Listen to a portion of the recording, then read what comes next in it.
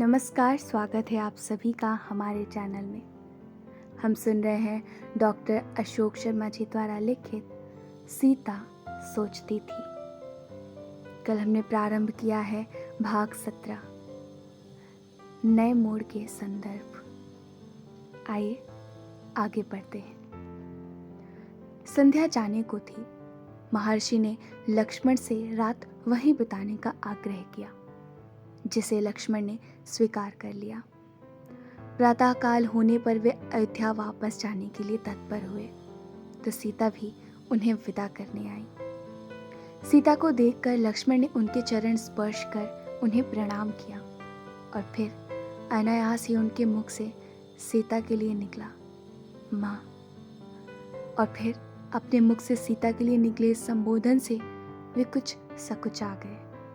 सीता के ध्यान में यह बात आ गई। वे बोली, लक्ष्मण, तुम मेरे लिए पुत्रवत ही हो, कहो। सीता के इस वाक्य से लक्ष्मण के मन में सीता के प्रति आदर और भी घनीभूत हो गया।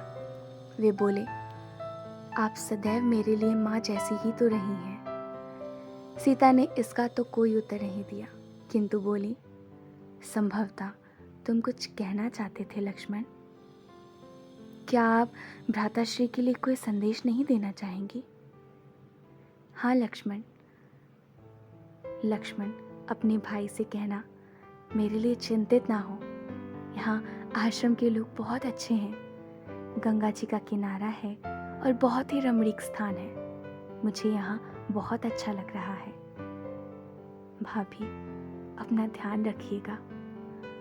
लक्ष्मण, माताओं को मेरा प्रणाम और मिलने पर उर्मिला, मांडवी और श्रुतकीर्ति तथा भरत और शत्रुघ्न को आशीर्वाद कहना। सीता के साथ कुछ ऋषियों की पत्नियां भी आई थीं। लक्ष्मण ने उन्हें हाथ जोड़कर प्रणाम किया, आशीर्वाद देते हुए उनमें से एक जो प्रमुख सी लग रही थी, उन्होंने कहा, लक्ष्मण, हम इन्हें राजमहलों सा सुख तो नहीं दे सकेंगे, किंतु यहाँ कोई कष्ट भी नहीं होने देंगे। जानता हूँ, कहकर उन्हें हाथ जोड़कर लक्ष्मण ने आभार व्यक्त किया। इसके बाद सीता ने अपनी बात फिर आगे बढ़ाई। बोली, लक्ष्मण, तुम्हारे भैया वीर हैं, चिंतनशील हैं, किंतु साथ ही बहुत भावुक भी हैं। सुनकर लक्ष्मण ने सीता की ओर देखा। उन्हें लगा जैसे सीता के अंदर अवश्य ही कुछ चल रहा है। वे कुछ ना कहकर उनकी ओर देखते रह गए। सीता चुप थी। क्या भावुक होना अनुचित है? लक्ष्मण ने उनसे कहा, नहीं, मैं ऐसा नहीं समझती। भावुकता मरी तो संसार से कोमल भावनाएं मर जाएंगी। फिर किसी की सहानुभूति में कोई आंख गीली नहीं होगी। सब कुछ गणित से ही तय होने लगेगा। लक्ष्मण चुप रह गए। सीता ने फिर कहा, तुम्हारे भैया को मेरे पीछे कोई कष्ट ना हो, उनका ध्यान रखना और अपना भी। जी। कहकर लक्ष्मण सीता के चरण स्पर्श के लिए झुके, तो सीता ने उन्हें सिर पर हाथ रखकर आशीर्वाद दिया। यद्यपि स्वयं सीता और सभी स्त्रियों की पत्नियों ने भी लक्ष्मण से सीता के विषय में चिंता ना करने की बात की थी, किंतु फिर भी उनका मन सीता की ओर से आश्वस्त नहीं हो पा रहा था। उधर राम के मन की पीड़ा की कल्पना भी उनके मन को झकझोर रही थी। बहुत भारी मन से उन्होंने हाथ छोड़कर सीता का ध्यान रखने के आश्वासन के लिए एक बार पुनः आभार व्यक्त किया और मन में उठते प्रश्नों पर लगाम लगाने का प्रयास करते हुए वे बहुत भारी मन लिए हुए वापस जाने के लिए मुड़े। उनके पैर किसी बहुत थके हुए व्यक्ति की भांति उठ रहे थे। वे आश्रम से बाहर आए तो पीछे पीछे सीता और कुछ आश्रमवासी स्त्री व पुरुष भी आए। लक्ष्मण ने एक बार पुनः सीता को प्रणाम किया, फिर गंगा की ओर मुड़कर नेत्र बंद कर शांत खड़े हो गए। ऐसा लग रहा था जैसे वे किसी प्रार्थना में डूबे हुए हैं। थोड़ी देर बाद उन्होंने नेत्र खोले, एक गहरी सी सांस ली और धीरे से रथ पर चढ़कर एक बार पुनः सीता की ओर घूमे। एक बार फिर उन्हें प्रणाम किया और रथ चलने का संकेत किया। रथ जब तक आंखों से ओझल नहीं हो गया, सीता उसे देखती ही रही।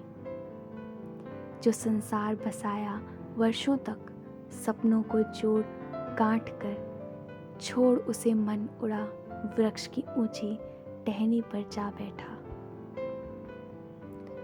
लक्ष्मण सीता को महर्षि वाल्मीकि के आश्रम में छोड़कर अयोध्या लौटे। राम बहुत व्यग्रता से उनकी प्रतीक्षा कर रहे थे। लक्ष्मण उनके पास गए, उन्हें प्रणाम किया। राम ने पूछा, छोड़ आए? जी। उन्हें वहाँ कैसा लगा? वे बहुत संतुष्ट थी। महर्षि, उनके शिष्यों और आश्रम में उपस्थित ऋषियों की पत्नियों ने उनका बहुत स्वागत किया और उनको कोई भी कष्ट ना होने देने का आश्वासन भी दिया। क्या मेरे विषय में कुछ कह रही थी? हाँ, उन्होंने कहा था कि आप बहुत वीर हैं, चिंतनशील हैं, किंतु भावुक हैं। उन्होंने मुझसे आपका ध्यान रखने के लिए भी कहा। अपने विषय में सीता का यह आकलन उन्हें ठीक ही लगा। उन्हें लगा सचमुच वह कभी कभी भावनाओं के प्रवाह में बह जाते हैं और राजाओं के लिए आवश्यक कूटनीति की उनमें कमी है। उन्होंने फिर पूछा, यहाँ से जाते समय क्या वे दुखी थीं? नहीं, मुझे तो लगा कि उन्होंने स्वयं को सुख दुख से ऊपर उठा लिया है। ऐसा कैसे लगा लक्ष्मण? उन्होंने मुझे कहा था कि लक्ष्मण, प्रिय और अप्रिय की भावना सदैव कष्ट देती है। यह भी कि वह मोह जनित प्रेम छोड़ चुकी हैं, किंतु आपके लिए श्रद्धा जनित प्रेम उनके मन में सदैव रहेगा।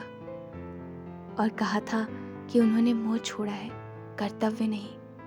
वे होने वाली संतान को प्रेम की कमी नहीं महसूस होने देंगी और उसके प्रति अपने दायित्वों को पूरा भी करेंगी। राम ने लक्ष्मण की बातें सुनी, संतोष का अनुभव किया, साथ ही उनका मन सीता के प्रति अपार श्रद्धा से भर गया। जो दो चरण साथ चलते आए थे अब तक, इतने मृदु थे और अरुण थे। मन हो आया उन पर फूल चढ़ाने का अंजलि भर।